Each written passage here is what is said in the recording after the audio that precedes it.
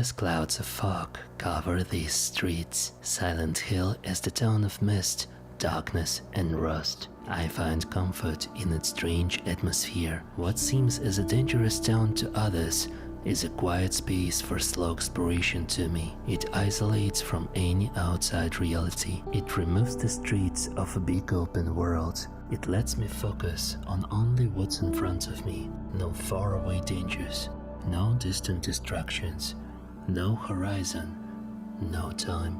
It's like a dream that never ends. The fog shelters this broken town.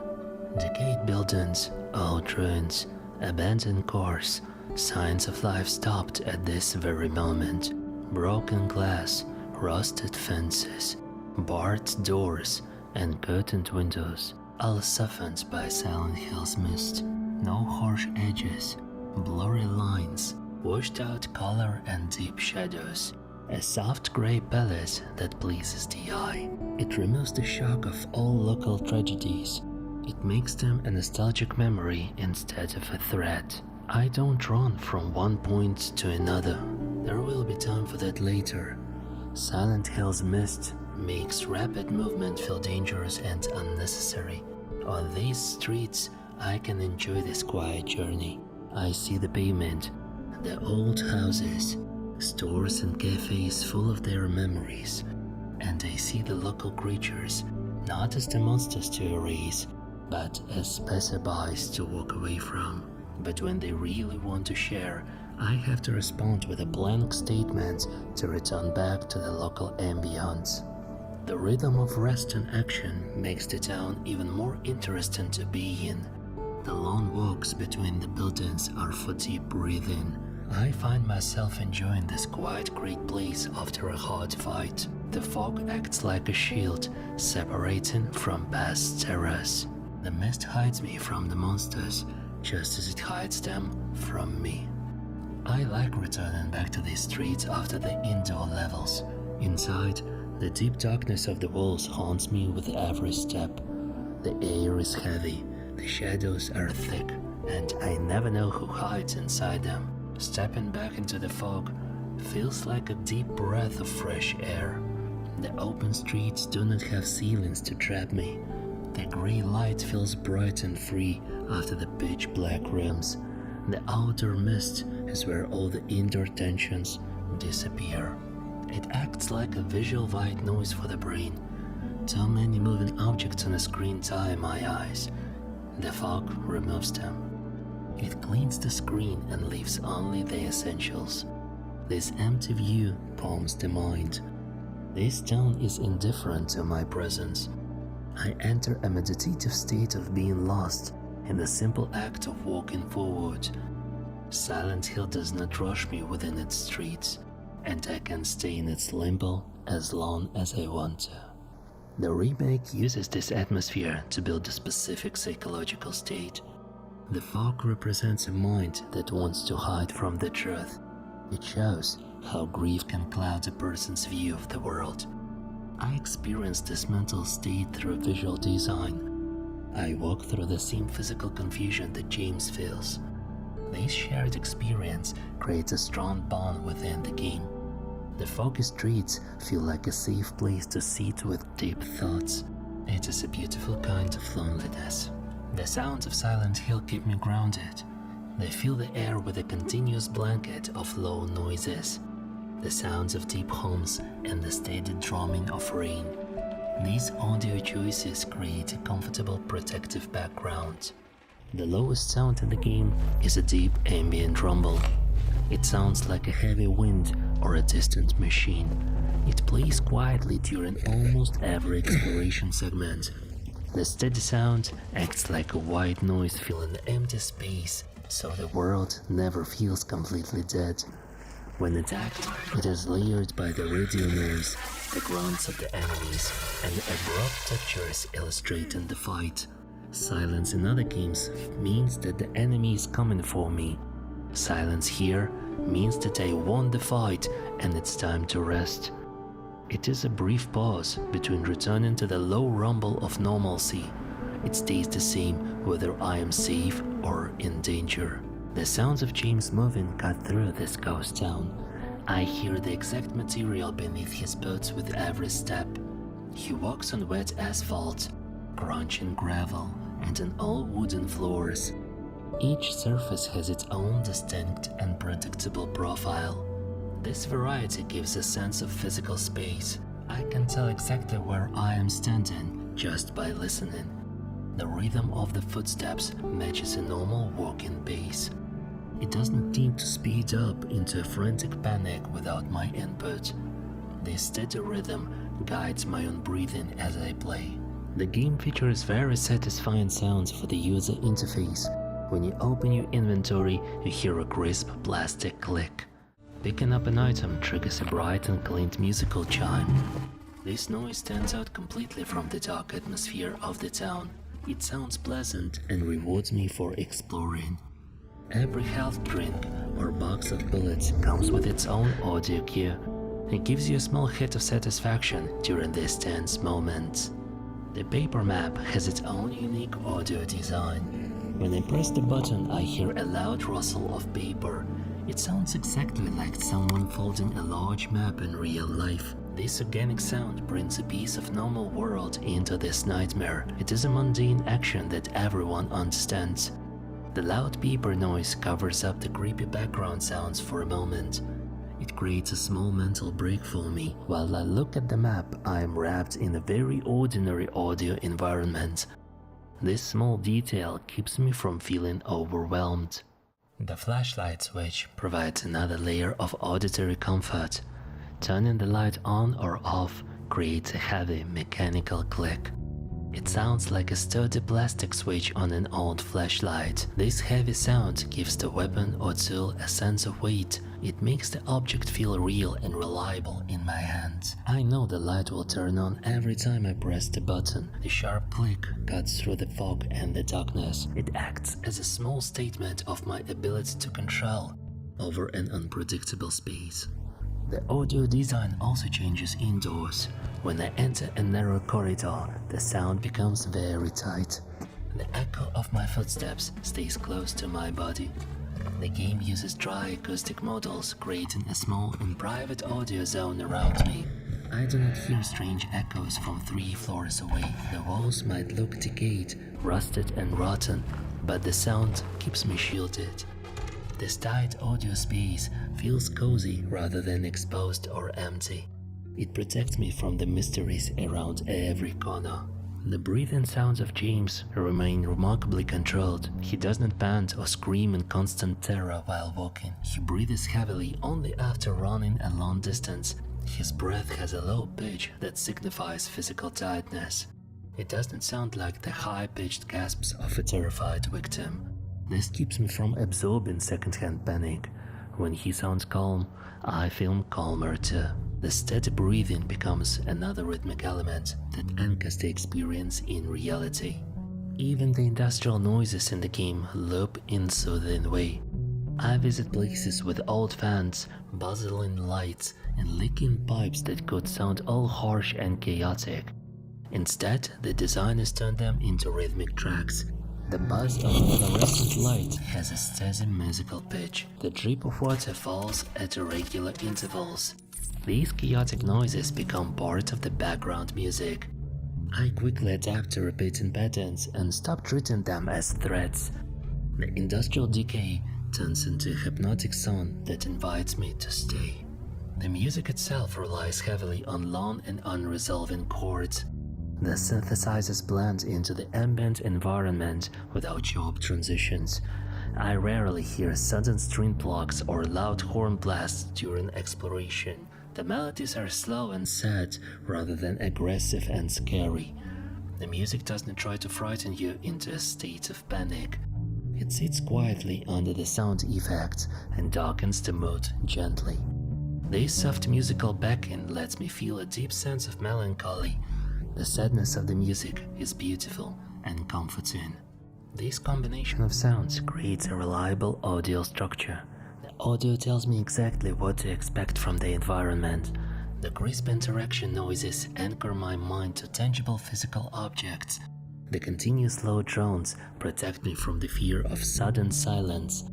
The game builds a safe auditory nest inside a visual nightmare. I can close my eyes and find comfort in the steady rhythm of the world. The sound design ensures that the psychological chaos never turns into pure panic. It keeps me grounded in a world that wants to float away. The radio functions as a central tool for managing tension in the game. Most horror experiences rely on sudden movements and unexpected jump scares to terrify the player. They deliberately withhold information to create a state of constant anxiety. This remake changes that dynamic completely through the introduction of the small pocket radio. The device emits loud static whenever a monster approaches my position. This mechanical warning alerts how I experience the entire flow of the game. It removes the element of shock and replaces it with predictable information. It makes a chaotic nightmare a series of manageable challenges. The most important function of the radio static is how it redefines the jump scare. In standard horror games, an enemy might burst through a window without warning. This creates a sharp spike of adrenaline that leaves me frustrated more than frightened. The radio informs me of the presence of danger long before I see it. I hear the faint hiss of static while the street still looks completely empty. This early warning prevents the game from surprising you in a cheap way. It establishes a fair rail between the game and the player. I am never blindsided by the terrors of the town. This predictable audio system creates a smooth plateau of awareness. Instead of experiencing extreme spikes of panic, my stress levels remain flat and steady. When the static starts, I know an enemy is nearby and I have time to react. The game grants the luxury of preparation. I can stop walking and look around the grey environment at my own speed. I can select the right weapon from the inventory without rushing. This preparation shifts my psychological state from a helpless victim to an active participant. I feel a sense of control over the immediate situation. This volume of the static scales directly with the distance of the threat. It works as an organic radar that provides clear spatial data. A faint crackle means the danger is far away down the road. A loud screech means the monster is immediately around the corner. This gradient allows me to calculate my movements with precision. I can use the audio data to steer completely around the threat in the fog. The game doesn't force me to fight every creature I encounter. It gives me the information necessary to make a safe escape. The continuous static also works to mask the most upsetting noises in the game. The monsters in the town make terrible sounds. They emit wet gurgles, scraping noises, and strange female cries. These vocalizations can be deeply unsettling to hear in pure silence. The loud white noise of the radio overrides these chaotic frequencies. It wraps the enemy sounds in a uniform layer of mechanical static. The brain treats it as a standard environmental noise rather than a biological threat. This audio masking softens the psychological blow of encountering a monster. The silence of the radio becomes a definitive indicator of safety. When the static dies out completely, I know that the area is clear. I don't need to check every corner with a lingering fear of ambush. A quiet radio means I can relax my shoulders and breathe easily. This creates a highly comforting cycle of stress and relief. The game explicitly tells me when the fight is over. I don't have to guess if a room is safe to explore. The radio acts as an honest judge of my current situation. It feels like a protective guardian that watches over my steps. Even though it only makes a harsh static sound, it provides a form of mechanical company. The device feels like a loyal partner that helps navigate the dark streets. The predictability of the radio static creates a comfortable routine. I hear the noise and I immediately know what to do.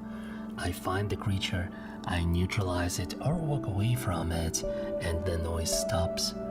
This simple pattern repeats throughout the entire journey. Human minds find great comfort in repetitive tasks and clear instructions. The radio breaks down the abstract horror of grief into a series of small steps. It turns a terrifying journey into a structured routine that I master over time. The terror becomes normal and organized.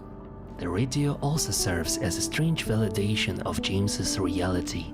The town often feels like an illusion or a trick of the mind. The buildings look empty and the streets lead nowhere. When the radio reacts to a monster, it proves that something physical is happening. The static is a tangible reaction from a real electronic device. This validation comforts me by anchoring the experience in a world with physical laws. The nightmare has rules that a simple radio can understand and measure. I am not entirely lost in a completely lawless void. The pacing of Silent Hill 2 relies on extended periods of complete decompression. Most horror games use a relentless series of threats in an attempt to exhaust me. They chase me from one room to another without giving any time to breathe. This remake adopts a much slower structure that lets tension fully evaporate. It features vast stretches of empty space where absolutely nothing violent happens. These quiet zones allow the horror to dissolve into a comfortable state of melancholy. I spent hours sitting in slow rhythm that feels deeply peaceful. The game uses heavy backtracking mechanics to build a sense of familiarity. I must explore a large apartment building and hospital to find specific puzzle keys. This design forces me to walk through the same hallways multiple times. The first trip through a corridor is always filled with high tension and fear. By the third or fourth visit, I have memorized every broken door. I have already cleared out any monsters that were hiding in the shadows. These familiar halls transform from dangerous territory into a highly predictable and safe home base. The macro puzzles hold the narrative momentum for long stretches of time. I find a large grandfather clock or a locked box with multiple chains. Solving these puzzles requires me to stop and think for a bit. The game switches my brain from survival to problem-solving mode. I look for cues in notes and match shapes at my own speed. The real-time threats disappear while I interact with these large mechanical objects. This pause provides a comfortable mental rest from the stress of survival. The outdoor residential streets contain a surprising lack of enemies. I can walk for blocks without seeing a single creature move in the fog. The game features many empty alleys and open parking lots that serve no combat purpose. These spaces exist purely to let me exist in this atmosphere. I am free to wander and look at the old shop windows without any pressure. This abundance of non-threatening space creates a very leisurely pace. The town feels less like a dangerous dungeon and more like a quiet park. The slow method of inventory management further reinforces this relaxed cadence. I must manually inspect three-dimensional items in my pocket to find hidden details. Reading letters and notes requires me to open a full-screen menu that stops the action. The game encourages me to take time and study the lore of the town. I can sit and read a diary entry for 5 minutes without worrying about ambush. This focus shifts my attention away from active fear. It turns the journey into a slow investigation of a tragic past. The deliberate door animations enforce a measured and predictable physical cadence. James does not sprint through doors or bash them open with his shoulder unless he really needs to, of course. He reaches out his hand and turns the handle with a slow and heavy motion. This animation takes a couple of seconds to complete every single time. It prevents me from moving through the world at a frantic pace. I am forced to wait for the character to move deliberately into the next room. This small delay sets a calm baseline for all physical traversal. The developers completely avoid the use of scripted chase sequences. There are only a couple of moments where a giant monster bursts through a wall and forces you to run down a long hallway. By limiting these sequences, the game allows me to manage my own movement speed entirely. The musical score shifts gently from industrial noise to sweeping acoustic melodies. When I enter a significant narrative area, the harsh sounds fade out completely. A soft piano or an acoustic guitar begins to play a slow and sad tune. This musical shift signals that the immediate danger has passed. The melodies evoke a sense of deep nostalgia and longing rather than terror. I can relax and let emotional weight of the music wash over me. The sadness feels beautiful and welcoming. Once I solve a major puzzle in an area, the game promises safety when getting back from it. Monsters do not respawn in essential hub locations after I clear them out. I can walk back through the main lobby of the hotel or the hospital without any fear. This permanence allows me to appreciate the architecture and design of the world without distraction. The cleared spaces become true sanctuaries within the nightmare. These stones become comfortable rest stops before moving on to the next challenge. The elongated transition zones are designed exclusively to let adrenaline dissipate completely. The game features incredibly long stairwells that lead down into the dock. An elevator ride may take a full minute to reach the basement floor. These transitions contain no elements, no puzzles, and no dialogue. They are empty spaces that serve as psychological buffers between major levels. The long silence gives me time to reset to a calm state. The basin ensures that I am always ready to accept the quiet melancholy of this town. The frozen decay of town's interior spaces creates an inviting limbo. Most horror games use rot and ruin to make the player want to escape immediately. They design environments that feel repulsive and even toxic to human life. This remake takes a different path by dressing its decay in a blanket of domestic warmth. Spaces like Lakeview Hotel are suspended perfectly between nostalgia and abandonment. I appear in an environment that demands nothing but existence. This frozen world creates a safe sanctuary that validates the psychology of stagnation and grief. The Lakeview Hotel preserves a state of pre-decay elegance that evokes the warmth of a forgotten holiday. The rooms feature thick plush carpets, heavy wooden clocks, and beautiful patterned wallpaper. Even though water leaks through the ceiling and mold grows on the walls, the original comfort remains visible. The environment feels like a cozy resort that was locked away from the passage of time. The soft domestic imagery reminds the player of safety, home, and rest. I feel a strange desire to linger in these rooms because they feel familiar and protective. The red save points provide a literal heartbeat within the dead world. These glowing crimson squares emit a deep, rhythmic mechanical pulsing sound. The audio loop mimics a static biological life support system. When I stand near a save point, the overwhelming loneliness of the town fades away. The bright red light casts a warm glow over the immediate surroundings. It functions as an absolute guarantee of spiritual and physical safety. The game replaces harsh horror shadows with soft, flickering amber light sources. Many rooms are illuminated by old desktop lamps, burning fireplaces, or failing chandeliers. This warm color palette mimics the cozy lighting of a residential home during a storm. The gentle amber glow softens the harsh realities of the ruined furniture and stained walls. It creates an intimate atmosphere that pulls the player inward. The darkness ceases to feel like a hiding place for monsters. Instead, it feels like a quiet dimness of a sleepy bedroom.